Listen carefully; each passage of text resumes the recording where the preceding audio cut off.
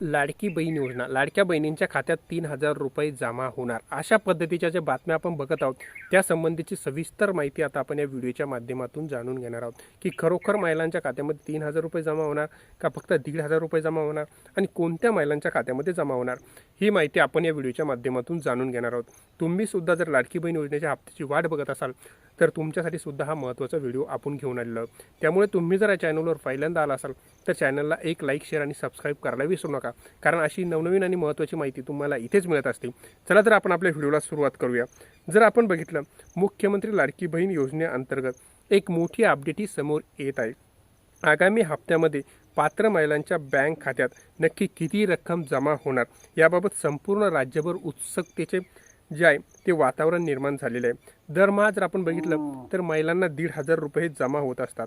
एकाच वेळी तब्बल 3,000 रुपये महिलांच्या खात्यात पडणार याचा सस्पेन्स आता संपलेला आहे। आज पार पडलेल्या राज्य मंत्रिमंडळाच्या बैठकीत याबाबत अंतिम निर्णय घेतला जाण्याची जी शक्यता होती जर आपण बघितलं तर आता आपण बघूया की खरोखर 1,500 येणार की 3,000 येणार या संबंधीची माहिती आता आपण समजून घेऊया। जुलै महिन्याचा हप्ता कधी, हा सर्वात महत्त्वाचा जो विषय आहे तो म्हणजे जुलै महिन्याचा हप्ता कधी येणार। या योजनेअंतर्गत पात्र महिलांना जून महिन्याचा हप्ता 15 जुलैच्या सुमारास त्यांच्या बँक खात्यात जमा करण्यात, जर बघितला आपण जूनचा जो हप्ता होता तो 15 जुलैला म्हणजे पात्र महिलांच्या खात्यामध्ये जमा करण्यात आलेला होता। त्यामुळे जुलै महिन्याचा जो थकीत हप्ता आहे तो 15 ऑगस्टला महिलांच्या खात्यात वर्ग केला जाईल अशी आशा सर्वांना लागून राहिलेली आहे। यामध्ये जर बघितलं आपण तर पूर्वी जर आपण बघितलं याच्या आधी जो जूनचा हप्ता होता तो जूनचा हप्ता महिलांच्या खात्यामध्ये जुलैच्या 15 तारखेला जमा करण्यात आलेला होता। परंतु आता जर बघितलं आपण तर बऱ्याचशा महिला वाट बघत आहेत की जुलैचा हप्ता केव्हा येणार, कारण जी याची जी प्रक्रिया होती ती अंतिम यादीसुद्धा तयार करण्यात आलेली आहे। त्यामुळे आता महिलांची जी संख्या आहे ती घटलेली आहे, ती झालेली 1,47,000। म्हणजे आता जे 66 लाख महिला ज्या होत्या त्या या योजनेतून बाहेर फेकल्या गेलेल्या आहे। त्यामुळे सरकारच्या ज्या तिजोरीवर ताण पडत होता आता तो बऱ्यापैकी कमी झालेला आहे। म्हणून लाडक्या बहिणींच्या खात्यामध्ये आता पैसे जमा होणार, केव्हा पण जमा होऊ शकतात, त्या संबंधीची एक संभावित अशी तारीख आपण बघूया।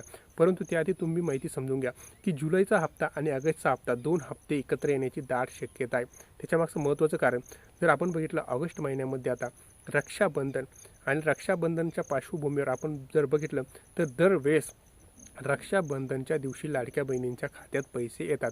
मग ह्या वर्षीसुद्धा दाट शक्यता आहे की रक्षाबंधन आणि रक्षाबंधन जे आलेलं आहे ते जर आपण बघितलं तर ऑगस्ट महिन्याच्या लास्टच्या हप्त्यामध्ये म्हणजे शेवटच्या वीकमध्ये आलेलं आहे। आणि जर आपण पूर्वीचा इतिहास जर बघितला तर लाडक्या बहिणीचे जे पैसे जमा होण्याची जी प्रोसिजर होती ती पण 20 ते 30 तारखेच्या दरम्यानच लाडक्या बहिणींच्या खात्यामध्ये हे पैसे जमा होत होते। आता अशीच पद्धतीने जर आपण बघितलं तर जुलै आणि ऑगस्ट 2 महिन्याचे हप्ते म्हणजे लाडक्या बहिणींना जर आपण बघितलं तर ओवाळणी, रक्षाबंधनची ओवाळणी म्हणून जर लाडक्या बहिणींच्या खात्यामध्ये 3,000 रुपये जमा होण्याची यावेळेस दाट शक्यता आहे। कारण त्याच्यामागचं जर महत्त्वाचं कारण म्हणजे रक्षाबंधन, आणि रक्षाबंधनाला प्रत्येक भावाकडून आपल्या बहिणींसाठी जी असते ती ही ओवाळणी असते। त्यामुळे रक्षाबंधनच्या पार्श्वभूमीवर लाडक्या बहिणींच्या खात्यामध्ये 3,000 रुपये जमा होण्याची दाट शक्यता आहे।